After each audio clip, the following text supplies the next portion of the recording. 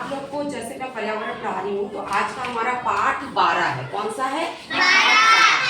पाठ 12 में तुम लोगों का है वाष्पीकरण और संघनन। वाष्पीकरण और संघनन। तो सबसे पहले हम पढ़ेंगे वाष्पीकरण।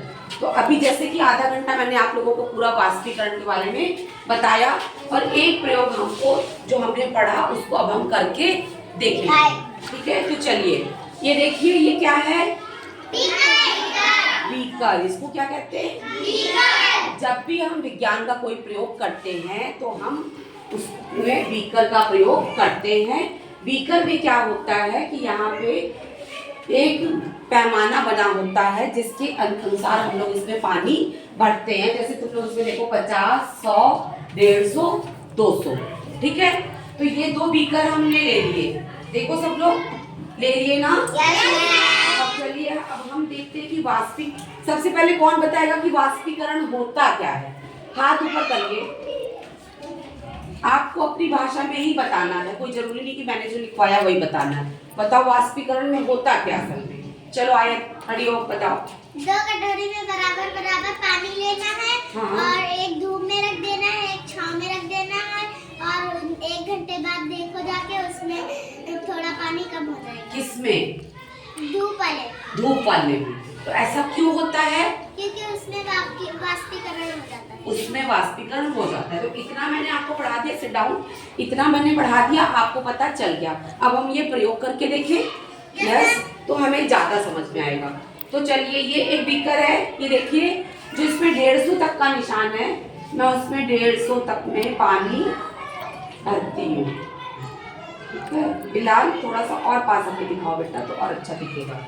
ये देखिए इसमें जो मैंने पानी भरा 150 ml तक का पानी मैंने भर दिया। ठीक है, और दूसरे वाले बीकर में भी देखो निशान बना है, इसमें भी मैं 150 तक भरती हूँ। ठीक है, अब देखो दोनों में बराबर पानी है ना? दोनों में बराबर पानी है। अब हम एक बीकर को धूप पे रखेंगे। चलो उमल बेरा आप आइए, इसको लेके जाइए और धूप में रख और वहीं खड़े रहना। ठीक है, जाओ रख के आओ। और ये वाला हम यही क्लास में रख दे रहे हैं। ये वाला हम उमल बेरा को दिखा दो उधर जाते हुए धूप में।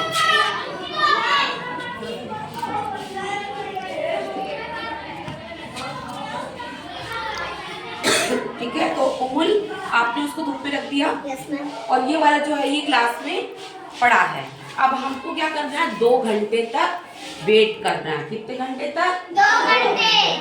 तो हम 2 घंटे तक वेट करेंगे। वेट करते हैं थोड़ी देर तक।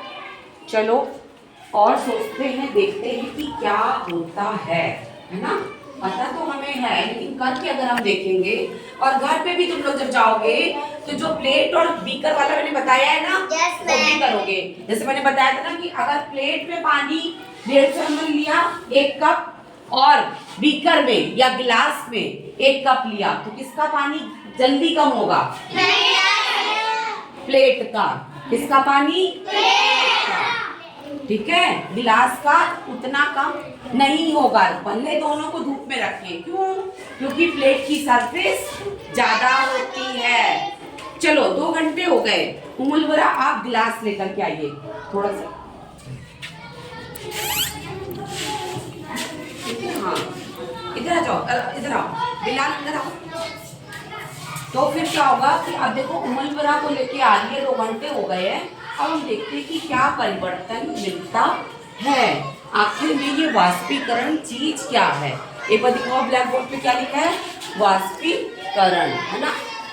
ओ अब तो ये तुम लोग खुद ही देखो कि ये 2 घंटे बाद ग्लास आए, क्या दोनों में पानी बराबर है? किसमें कम और किसमें ज्यादा है? किसमें उसमें नहीं, ये बताइए धूप और छांव वाली बात करिए। Sit down. धूप वाले का पानी कम हो गया और छांव वाला उतना ही रहा। यानी कि जहाँ पे तापमान ज्यादा रहेगा, धूप में गर्मी लगती है ना, और क्लास में देखो हम जैकेट पहन के बैठे हैं तो आप लोग स्वेटर अंदर पहने हुए हो, है ना? तो यानी कि तापमान कहाँ का ज्यादा था? धूप का। तो ये बेचारा जो गिलास था ये कहाँ था? धूप में।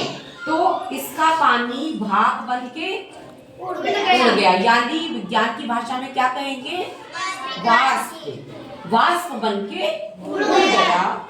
तो उस प्रक्रिया को हम क्या कहते हैं? एक साथ सब लोग बोलो, उस प्रक्रिया को हम क्या कहते हैं? वाष्पीकरण।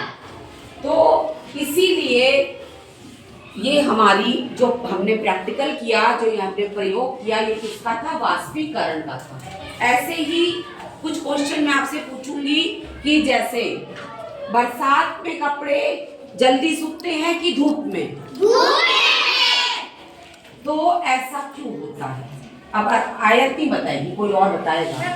हाँ चलिए आप बताइए कि धूप में कपड़े जल्दी सूख जाते हैं और कमरे में कपड़ा जल्दी नहीं सूखता बरसात में।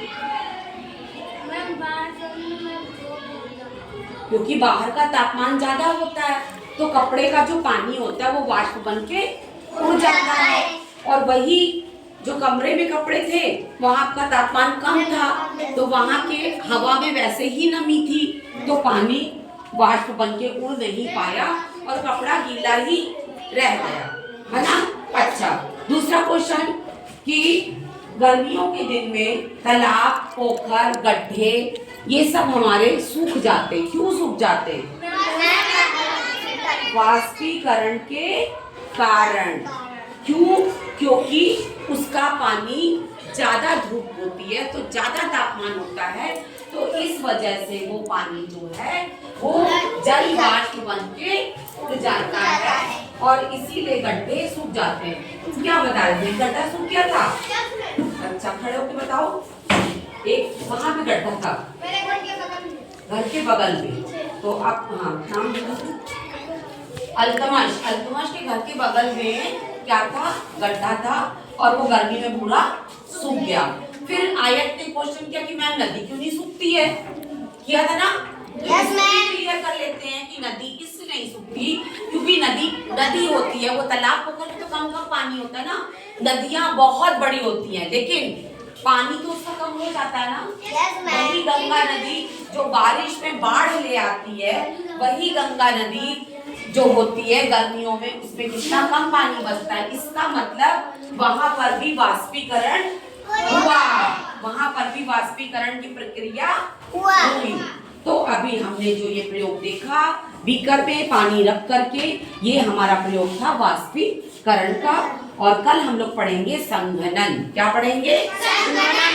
हम देखेंगे कि संघनन क्या होता है। ठीक है, चलिए कर दीजिए।